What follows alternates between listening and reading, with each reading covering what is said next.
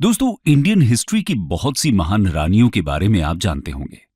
फिर चाहे वो कश्मीर की क्वीन दिद्दा हों, दिल्ली सल्तनत की रजिया सुल्ताना या फिर झांसी की रानी लक्ष्मीबाई। भारतीय इतिहास अनेकों रानियों, महारानियों और उनके अद्भुत जीवन की गाथा गाता है। लेकिन एक रानी ऐसी भी हैं जिनकी कहानी इतिहास के पन्नों में कहीं दबी रह गई। इनके बारे में हम शायद बहुत ज्यादा नहीं जानते।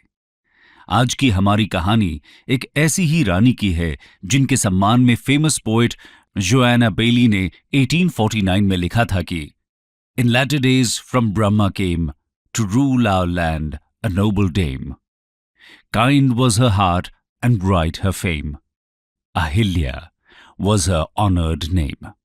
तो आइए आज हम इन्हीं फॉरगॉटन क्वीन की ऐतिहासिक कहानी को जानते हैं, जिन्हें महारानी अहिल्याबाई होलकर के नाम से जाना जाता है। From a village girl to a royal bride. Ahilyabai का जन्म 1725 में जामखेड़ में चौंडी नाम के गांव में हुआ था, जो कि आज महाराष्ट्र के बीड डिस्ट्रिक्ट में लोकेटेड है। उनके पिता मांकोजी राव शिंदे गांव के पाटिल यानी मुखिया हुआ करते थे। उस समय लड़कियों को पढ़ने लिखने का प्रचलन नहीं था, लेकिन फिर भी मांकोजी राव शिंदे ने अहिल्या को घर पर ही पढ़ना लिखना सिखाया। अहिल्याबाई किसी राजघराने में पैदा नहीं हुई थीं। फिर एक महारानी बनने का इनका सफर कैसे शुरू हुआ, इसकी कहानी भी बड़ी दिलचस्प है। बात 18th सेंचुरी की है। औरंगजेब की मृत्यु के बाद मुगलों की शक्ति कम हो रही थी और डेक्कन में मराठों का प्रभुत्व बढ़ रहा था। मराठों के नरेश सतारा में रहते थे, लेकिन वो सिर्फ नॉमिनल किंग थे। इन रियलिटी सारी शक्ति प्रधानमंत्री यानी पेशवा के हाथों में थी, जो पुणे से रूल करते थे। पेशवा की आज्ञा से मराठा सरदार दक्षिण की सीमा पार कर उत्तर पर भी अधिकार जमा रहे थे। मालवा और राजस्थान के अनेक राज्य मराठा सेना ने जीत लिए थे। इनमें से कुछ राज्य पेशवा बाजीराव ने अपने सरदारों को जागीरों के रूप में दे दिए, और इन्हीं में से एक थे मल्हार राव होलकर, जिन्हें 1730 में मालवा की जागीर मिली। उन्होंने इंदौर को अपनी राजधानी बनाया और स्वतंत्र होलकर राज्य की स्थापना की। उनके एकमात्र पुत्र थे खांडेराव। खांडेराव पिता जैसे पराक्रमी नहीं थे और न ही उनकी राजकाज में अधिक दिलचस्पी थी। इसलिए मल्हार राव ऐसी पुत्रवधू चाहते थे जो उनके बाद उनके पुत्र और होलकर राज्य दोनों को ही संभाल सके। इस कॉन्टेक्स्ट में एक बार एक मुहिम से वापस आते समय उन्होंने चौंडी गांव में पड़ाव डाला। शाम का समय था। गांव के शिव मंदिर में आरती हो रही थी। मल्हार राव कुछ समय के लिए वहीं ठहर गए। आरती एक 7 से 8 साल की छोटी सी कन्या कर रही थी, जिसके मधुर स्वर ने मल्हार राव के मन को मोह लिया। उसे देखकर मल्हार राव सोचते हैं, कितनी प्यारी बालिका है, इतनी छोटी सी उम्र में चेहरे पर कैसी शांति और कितना तेज है। मल्हार राव पास खड़े एक व्यक्ति से पूछते हैं कि ये बच्ची कौन है, तो वो कहता है कि आप परदेसी मालूम होते हैं जो हमारी अहिल्या को नहीं जानते। ये हमारे पटेल मालकोजी शिंदे की बेटी हैं, अहिल्याबाई। इतना सुनते ही मल्हार राव पटेल मालकोजी शिंदे से परिचय करने के लिए आगे बढ़ते हैं। मालकोजी शिंदे को जब मल्हार राव अपना परिचय देते हैं तो वो कहते हैं कि आपका नाम किसने नहीं सुना है। बड़े भाग्यशाली हैं हम कि आप हमारे गांव में पधारे हैं, और उन्हें रात्रि के लिए अपना अतिथि बनाने का न्योता देते हैं। मल्हार राव तुरंत ही उनका निमंत्रण स्वीकार कर लेते हैं। इसके बाद मालकोजी शिंदे अहिल्याबाई को अपने पास बुलाते हैं और उन्हें पेशवा के दाहिने हाथ कहे जाने वाले मल्हार राव होलकर को प्रणाम करने के लिए कहते हैं। मल्हार राव को वो अहिल्या इतनी भा गई कि वो उसे अपनी पुत्र वधू बनाने का प्रस्ताव मालकोजी शिंदे के सामने रखते हैं, जिसे मालकोजी सहज ही स्वीकार कर लेते हैं। और इस तरह 8 वर्ष की आयु में अहिल्याबाई गांव की एक साधारण कन्या से होलकर राज्य की राजरानी बन जाती हैं। लेकिन अहिल्याबाई का जीवन इतना सरल नहीं होने वाला था। आने वाले समय में उन्हें जीवन की सबसे कठिन त्रासदी झेलनी थी। आइए देखते हैं क्या थी वो त्रासदी। हर ट्रिस्ट विद डेस्टिनी। दोस्तों, पिता के यहां अहिल्याबाई को पढ़ने लिखने की शिक्षा मिली थी और धर्म ग्रंथों के प्रति श्रद्धा और बड़ों की सेवा का संस्कार भी। ससुराल में आकर उन्होंने अपने मधुर व्यवहार से सास ससुर और परिवार के सभी लोगों का मन जीत लिया।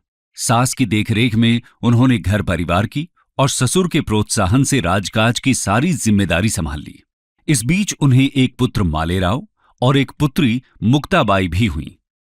अहिल्याबाई के संपर्क से खांडेराव के स्वभाव में भी अंतर आया और वो भी राज्य के कार्यों में दिलचस्पी लेने लगे। योग्य शासन प्रबंध से प्रजा सुखी और समृद्ध थी और अहिल्याबाई के तो सभी प्रशंसक थे। लेकिन तभी 1754 में भरतपुर के महाराजा सूरजमल जाट के खिलाफ कुम्हेर के युद्ध में खांडेराव वीर गति को प्राप्त हो जाते हैं और मात्र 29 वर्ष की आयु में अहिल्या विधवा हो जाती हैं। अहिल्याबाई अपने पति की मृत्यु के बाद सती होना चाहती थी, लेकिन उनके ससुर मल्हार राव ने उन्हें रोकते हुए कहा, नहीं बेटी, अब तू ही मेरा बेटा है। अगर तू भी चली जाएगी तो मुझे कौन संभालेगा? तेरे बिना हम कहीं के नहीं रहेंगे। ये सारा राजपाट तेरा है। अब तक तुझे अपना बेटा समझकर ही मैंने तुझे सब सौंप रखा था। तू रहेगी तो मैं समझूंगा कि मेरा खांडेराव अभी जिंदा है। तुझे देखकर मैं सारा दुख भूल जाऊंगा। इसलिए बेटी, सती होने की बात भूल जा। मल्हार राव की ऐसी अवस्था देख अहिल्याबाई ने सती होने का विचार त्याग दिया और पूरी कर्मठता से होलकर राज्य की बागडोर अपने हाथों में संभाल ली। कुछ समय बाद 1766 में मल्हार राव भी चल बसे। ऐसी परिस्थिति में अहिल्याबाई ने अपने पुत्र मालेराव को राजगद्दी सौंपी, लेकिन मालेराव ज्यादा समय के लिए राज नहीं कर पाए। राजगद्दी संभालने के कुछ समय बाद ही मार्च 1767 में वो ऐसे बीमार पड़े कि फिर उठ ना सके और अप्रैल 1767 में मात्र 22 साल की आयु में उनका स्वर्गवास हो गया। इकलौते बेटे की मृत्यु का अहिल्या को अपार दुख हुआ, लेकिन प्रजा के प्रति अपने कर्तव्य का ध्यान कर उन्होंने अपने आंसू पोंछ लिए और राजकाज में लग गईं। इसी समय होलकर राज्य के एक पुराने अधिकारी चंद्रचूड़ ने पेशवा के विश्वास पात्र रघोबा को पत्र लिखा और कहा कि होलकर राज्य इस समय स्वामीहीन है, तुरंत आइए, बड़ा अच्छा मौका है। अहिल्याबाई को इस षड्यंत्र का पता लग गया। उन्होंने घोषणा करवा दी कि होलकर राज्य की संपूर्ण सत्ता उन्होंने अपने हाथ में ले ली है। आइए अब एक किस्सा देखते हैं अहिल्या के विवेक का, जहां उन्होंने बिना तलवार चलाए पेशवा को मात दे दी। Countering पेशवाज assault. दोस्तों, अहिल्याबाई ने जब सत्ता अपने हाथ में ली तो होलकर सेना और सेनापति तुकोजी राव ने उनको पूरा सहयोग किया। तुकोजी राव मल्हार राव के गोद लिए हुए पुत्र भी थे। इसके बाद भी इनका खुद राजगद्दी पर अधिकार जताने की जगह अहिल्याबाई का सहयोग करना दिखाता है कि अहिल्याबाई में सच में योग्यता थी। इससे पहले वो अपने ससुर मल्हार राव के समय में ग्वालियर जैसे मिलिट्री एक्सपीडिशंस का नेतृत्व कर चुकी थीं। 1765 में ही उन्होंने ग्वालियर के पास स्थित गोहाड़ फोर्ट को कैप्चर किया था। राजमाता अहिल्याबाई ने अस्त्र शस्त्र और राशन इकट्ठा करना शुरू कर दिया। पड़ोसी राज्यों को संदेश भेजे। पेशवा माधवराव के पास भी सारी जानकारी भेज दी गई। सभी ने उनकी सहायता करने का आश्वासन दिया। पेशवा ने भी उनके ही पक्ष का समर्थन किया। अहिल्याबाई ने एक नवीन प्रयोग भी किया। उन्होंने स्त्रियों की एक पूरी सेना तैयार की और उन्हें अस्त्र शस्त्र का पूरा प्रशिक्षण भी दिया। अब वो रघोबा की सेना का मुकाबला करने के लिए पूरी तरह तैयार थीं। उन्होंने रघोबा को संदेश भेजकर कहा कि आपकी सेना के शिप्रा नदी के इस पार आते ही हमारी तलवार चलेगी। इस बात का ध्यान रखकर ही कदम बढ़ाना। आप सेना के जरिए हमारा राज्य छीनना चाहते हैं, लेकिन आपकी ये इच्छा कभी पूरी नहीं होगी। आपने मुझे अबला समझा है, पर मैं कैसी अबला हूं इसका पता आपको रण क्षेत्र में चलेगा। मेरे अधीन महिलाओं की सेना आपका सामना करेगी। मैं हार भी गई तो कोई हंसी नहीं उड़ाएगा, लेकिन यदि आप हार गए तो कहीं मुंह दिखाने के लायक नहीं रहेंगे। फिर अबला के ऊपर आक्रमण करने का जो कलंक लगेगा वो कभी नहीं मिट सकेगा। इन सभी बातों पर विचार कर लड़ाई का मौका न ही लाएं तो ही अच्छा है। रघुबा को जब अहिल्या का यह संदेश मिला तो वो चिंता में पड़ गए। उन्होंने कहा कि ये क्या कोई अबला के स्वर हैं? ये तो शेरनी है।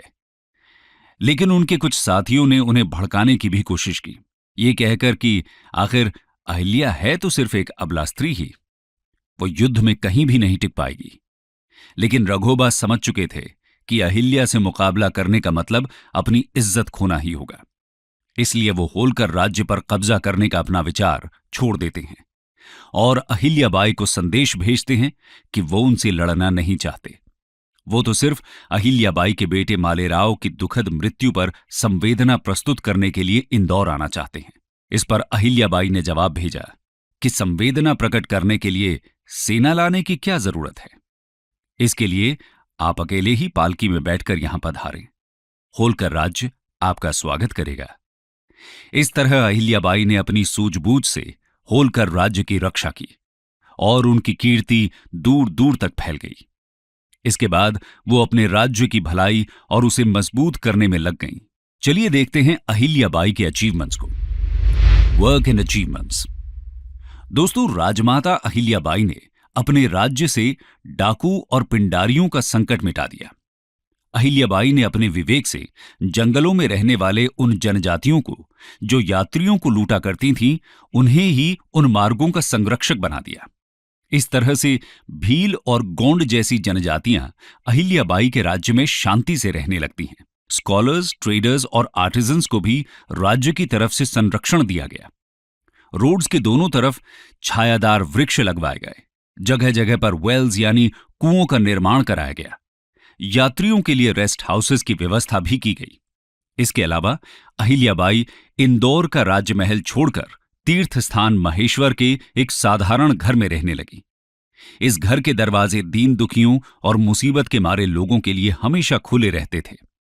वो सबकी मां थी। लोग अपनी सारी परेशानियां और दुख उनसे कहने आते थे। अहिल्याबाई भी परिवार के बड़े बुजुर्ग की तरह उनकी बातें ध्यान से सुनती और जहां तक हो सकता लोगों के कष्ट दूर करने के उपाय करती थीं। उनकी नई राजधानी महेश्वर लिटरेरी, म्यूजिकल, आर्टिस्टिक और इंडस्ट्रियल अचीवमेंट्स का एक मेल्टिंग पॉट बन गई थी। मराठी पोएट मोरोपंत, शाहिर अनंत पहांडी और संस्कृत स्कॉलर कुशाली राम जैसे विद्वान उनके राज दरबार की शोभा बढ़ाते थे। उनकी राजधानी अपने क्राफ्ट्समैन, स्कल्प्टर्स और आर्टिस्ट्स के लिए जानी जाती थी, जिन्हें महारानी की तरफ से संरक्षण प्राप्त था। महारानी अहिल्याबाई ने यहां टेक्सटाइल इंडस्ट्री की भी स्थापना की थी, जो आज अपनी महेश्वरी साड़ीज के लिए फेमस है। अहिल्याबाई का सबसे बड़ा अचीवमेंट तो शायद यही था कि उनके रेन के दौरान मालवा पर कोई भी अटैक नहीं कर पाया, जबकि उस समय पूरे सेंट्रल इंडिया में सत्ता के लिए संघर्ष चल रहा था।